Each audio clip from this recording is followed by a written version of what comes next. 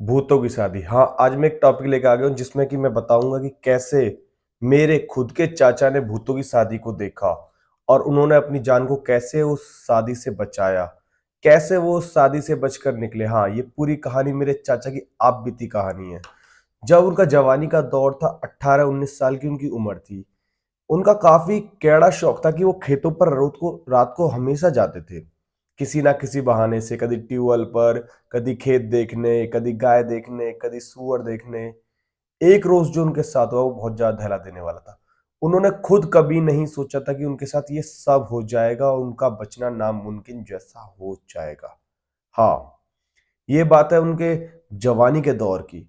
एक रोज उनके अंदर ख्याल आया कि क्यों ना मैं खेत पर घूम आऊं, और वो खेत पर जाने के लिए अपने घर से निकल गए। निकले तो वो अकेले ही थे। पुराने जमाने में टॉर्च वाले फोन हुआ करते थे। उन्होंने सोचा कि बड़ी लाइट लेने से अच्छा है फोन वाली टॉर्च से ही काम चला लूंगा। वो चल दिए। चलते चलते वो काफी दूर जाने के बाद एक चौराहे पर पहुंच गए। चौराहे से उनको मुड़ना था लेफ्ट हैंड की तरफ, पर उन्होंने सोचा कि लेफ्ट हैंड छोड़ो, मैं सीधा जाता हूँ, क्योंकि आगे जाने के बाद बम्बा पड़ता था। वो 2 किलोमीटर और आगे था गांव से।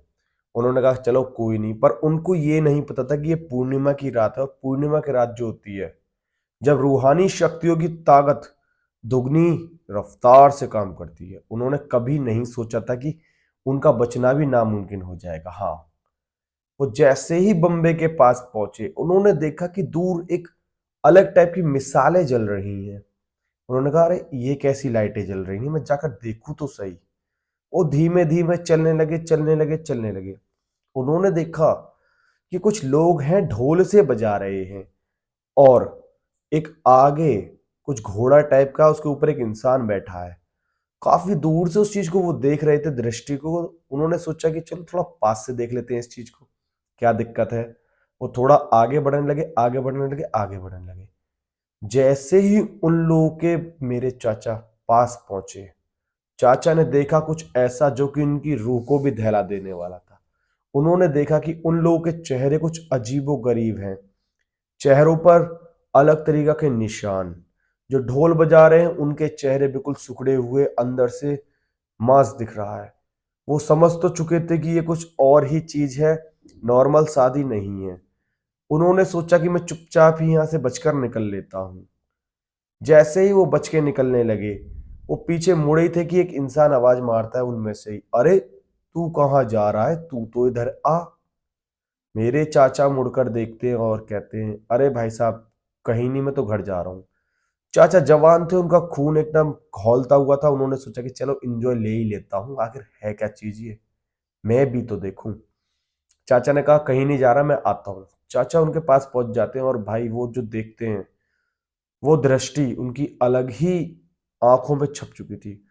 जो घोड़ा था ना, उस घोड़े के चेहरे पर भी अजीब और निशान, उसके पैर आधे आधे काले पड़ रहे हैं नीचे के, और उसके शरीर पर कुछ ऐसे निशान जैसे कि वो बहुत पुराना हो, किसी कब्र में से उठकर आया हो। हाँ, ये देखकर चाचा थोड़े महक तो गए थे कि यार ये हो क्या रहा है, हो कैसे रहा है, हो क्यों रहा है। पर उनको क्या पता था यही चीज उनकी जान के पीछे पड़ जाएगी, उनका वहां से बचना भी नामुमकिन जैसा हो जाएगा। चाचा ने कुछ ना सोचते हुए उस चीज को एंजॉय करना शुरू कर दिया, और ढोल पर नाचने लगे। नाचते नाचते नाचते नाचते बम्बे के सहारे से उनको एक अजीबो गरीब कब्रिस्तान में ले गए। जैसे ही वो कब्रिस्तान पहुंचे, उन्होंने देखा कि अरे ये मैं कहाँ आ गया। वहां देखते हैं कि लोग खाना खा रहे हैं। वो उस खाने को देखते हैं तो खाने में जो उन्होंने देखा वो अजीबो गरीब था। किसी इंसान की उंगलियां खा रहे हैं तो किसी का पैर खा रहे हैं, किसी की कोई हड्डी चबा रहा है तो कोई कुछ कर रहा है। चाचा उस चीज को देखकर हैरत में रह गए कि ये आखिर हो क्या रहा है और हो कैसे रहा है। चाचा ने सोचा चुपके से यहां से निकल लेता हूं, वरना आज तो मेरा भी बकरा कटेगा। उन्होंने चुपचाप ही अपने आप को नीचे दुबकाया और धीमे धीमे धीमे धीमे आगे बढ़ने लगे। जैसे ही उनका माथा एक चीज से टकराता है तो वो देखते हैं साला ये क्या आ गया। देखते हैं वो आदमी आगे खड़ा है, और वो कहता है अरे भाई साहब कहाँ जा रहे हो, आज की रात तो तुम्हारे लिए ही बनी है। तुम चले गए तो कैसे रात कटेगी। चाचा ये सुनते ही सहम गए कि साला ये कह क्या रहा है, ये चाह क्या रहा है और ये करना क्या चाहता है। चाचा खड़े होते। चाचा जवान थे, कबड्डी करा करते थे, तो उनमें ताकत भी काफी ज्यादा थी। वो कहते हैं अरे कुछ नहीं कुछ नहीं, बताओ क्या दिक्कत आ रही है। वो कहता है खाना खाए बिन तो हम तुम्हें नहीं जाने देंगे। चाचा कहते हैं कैसा खाना, मुझे तो ये खाना अच्छा नहीं लग रहा देखने में। तुरंत ही एक और भूत पीछे से आकर कहता है। उसका भी चेहरा अजीब व गरीब था, पर उसका शरीर 7 फुट की हाइट, मोटे मोटे उसके बाइसेप, और उसके चेहरा ऐसा जैसे किसी कवर में से निकला हो। वो कहता है क्या बोल रहा है तू। चाचा कहते हैं अरे मैं कुछ नहीं बोल रहा, क्योंकि चाचा उसको देखकर डर गए और सहम गए कि यार मैं बोलूं तो बोलूं क्या और कैसे बोलूं। फिर चाचा ने जो करा वो दहला देने वाला था। चाचा ने कुछ ऐसा करा, चाचा चुपचाप ही उनके बीच में चले गए और एक प्लेट उठा ली जिसमें कि थोड़ी सी हड्डियां पड्डियां सी पड़ी थी, जिससे लोगों को लगे कि ये हमारे संग का है। चाचा को जब जैसे ही लगा कि ये लोग उसकी तरफ बढ़ रहे हैं तो चाचा थोड़ा डर गए। वो दूल्हा उस घोड़े से उतरता है और चाचा को आवाज मारता है कि भाई साहब इधर तो आओ। चाचा पीछे की तरफ देख के कहते हैं अरे आ रहा हूं आ रहा हूं आ रहा हूं। कहकर चाचा पीछे को मुड़े और भागने लगे। वो भाग रहे हैं भाग रहे हैं भाग रहे हैं, वो भरा में गिर जाते हैं। और जैसे ही भरा में गिरे, जो उनके पीछे भूत भागने लगे थे वो सारे कंफ्यूज हो गए कि ये गया तो गया कहाँ। चाचा 1 घंटे तक वहीं लेटे रहे, वो आसपास ढूंढते रहे ढूंढते रहे ढूंढते रहे। चाचा ने सोचा कि ऐसे तो काम नहीं चलेगा, मैं चुपचाप निकलता हूँ। थोड़ी दूरी पर ही उनको एक ट्यूबवेल दिख रहा था।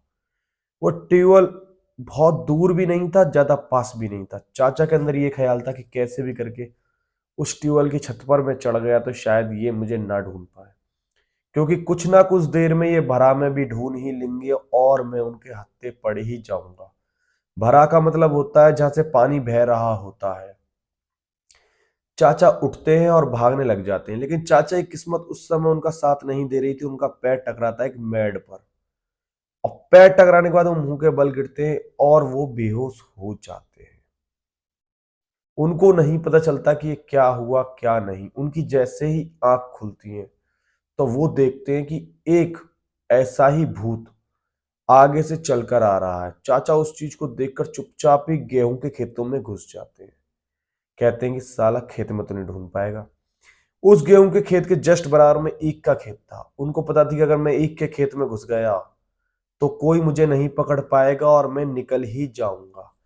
चाचा ने धीमे धीमे अपने कदम बढ़ाने स्टार्ट करे तो वो देखते हैं कि पीछे से एक आवाज मारता है कि अरे इस खेत में है, जल्दी आओ सब।